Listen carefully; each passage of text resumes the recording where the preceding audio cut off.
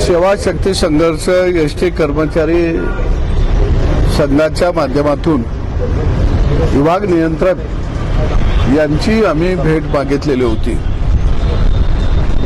एका बाजूला लोकप्रतिनिधी म्हणून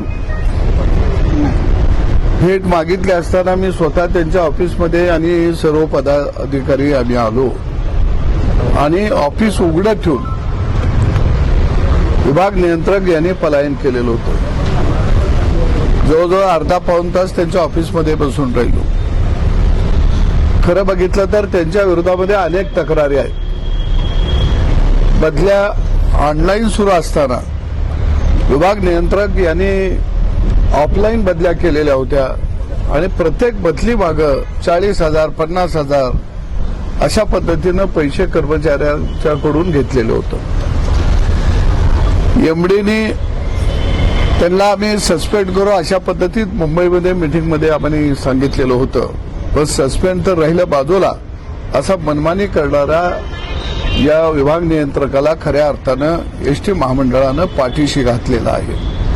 आणि म्हणून आज ते नसल्यामुळं त्यांच्या खुर्चीला आम्ही हार घातला आणि त्यांचा बोर्ड त्या खुर्चीवरती ठेवला। मला वाटतं की परिवहन विभागाला परिवहन मंत्र्यांनी याची गंभीर दखल घेणं अत्यंत गरजेचं आहे।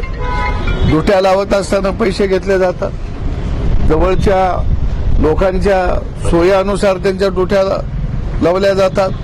विनाकारण चालक वाहक यांना त्रास देण्याचे प्रकार संपूर्ण जिल्हाभर वेगवेगळ्या डेपोमध्ये यांच्या माध्यमातून चाललेले आहेत आणि अशा भ्रष्ट अधिकाऱ्याला खऱ्या अर्थानं कायमस्वरूपी निलंबित केलं पाहिजे अशी मागणी या ठिकाणी आमची संघटनेची आहे।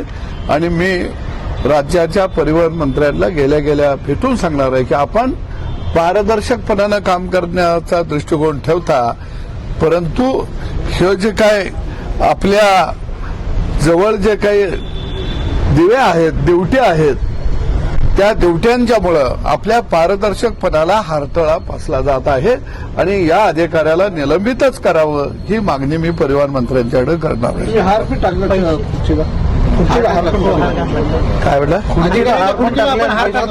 नाही, काय आहे की असा महान अधिकारी, त्याची खुर्ची सुद्धा पुण्यवान आहे।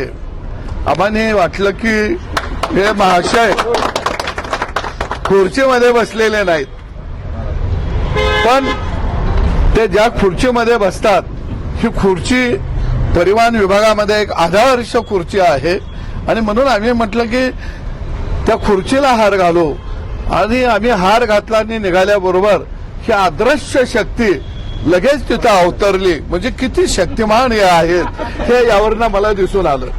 चला, हे कुठले अधिकारी आहेत, कोणाकडून पैसे घेतले होते, म्हणजे कुणाच्या बदल्यांसाठी पैसे? असं आहे की चालक वाहक असतील, आतले कारागीर असतील, आमचे म्हणजे एसटी विभागामध्ये अंतर्गत गाड्यांची दुरुस्ती करणारा कर्मचारी वर्ग असेल, सगळ्यांनी पैसे घेतलेले आहेत आणि ते सिद्ध झालेले आहे।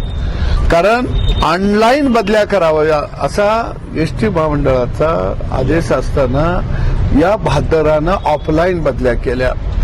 म्हणजे मी एक लोकप्रतिनिधी म्हणून एका कर्मचाऱ्याची बदली करा म्हणून माझं पत्र मी स्वतः एमडीला भेटून दिल्यानंतर एमडीने मला प्रचंड ज्ञानाचे ढोस पाजले।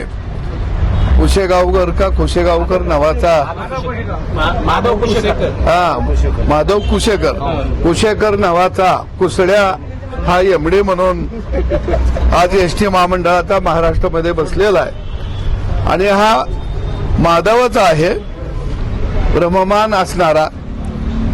आता वरून पासून खालपर्यंत कीड लागलेली आहे आणि म्हणून या ठिकाणी अशा भ्रष्ट अधिकाऱ्याला कुशेकर नावाचा एमडी सुद्धा पाठीशी घालत आहे, कारण एमडी सुद्धा त्याच गावचा आहे आणि म्हणून तातडीनं अशा माणसांचं निलंबन झालं पाहिजे ही भूमिका घेऊन मी आता सरनाईक साहेबांना भेटणार आहे। सदाभाऊ, तुम्ही सातत्यानं भ्रष्टाचाराच्या विरोधात बोलत असतात आणि कांदूललाही आम्ही पाहिले अनेक वर्षापासून शेतकऱ्यांसाठी, पण तुकाराम मुंडेंची सातत्यानं बदली का होते? एक चांगला अधिकारी तुकाराम मुंडे सारखा बदलला का जातो? 21 वर्षामध्ये 24 वेळ बदली झाली।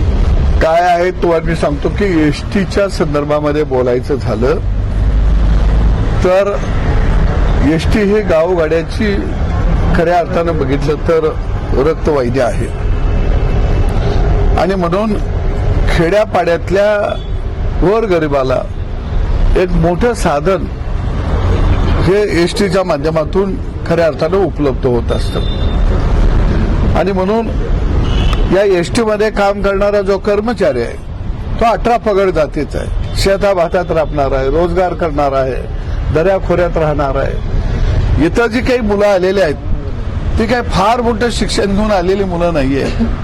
इथं आलेला जो कर्मचारी आहे तो गावखेड्यातला आहे, तो राबणारा कष्ट करणारा कर्मचारी आहे आणि म्हणून आम्ही त्याच्या कष्टकरी या सगळ्या वर्गाच्या बाजूला खांद्याला खांदा लावून आम्ही या ठिकाणी उभा आहे. परंतु आज एसटी भ्रष्टाचाराच्या ज्या गाळात जे रुतलेले आहे त्याला जबाबदार हे सगळे भ्रष्टाचारी अधिकारी आहेत आणि ही मोठी चेन आहे हे तोडण्याचा प्रयत्न आम्ही सातत्यानं करत आहोत.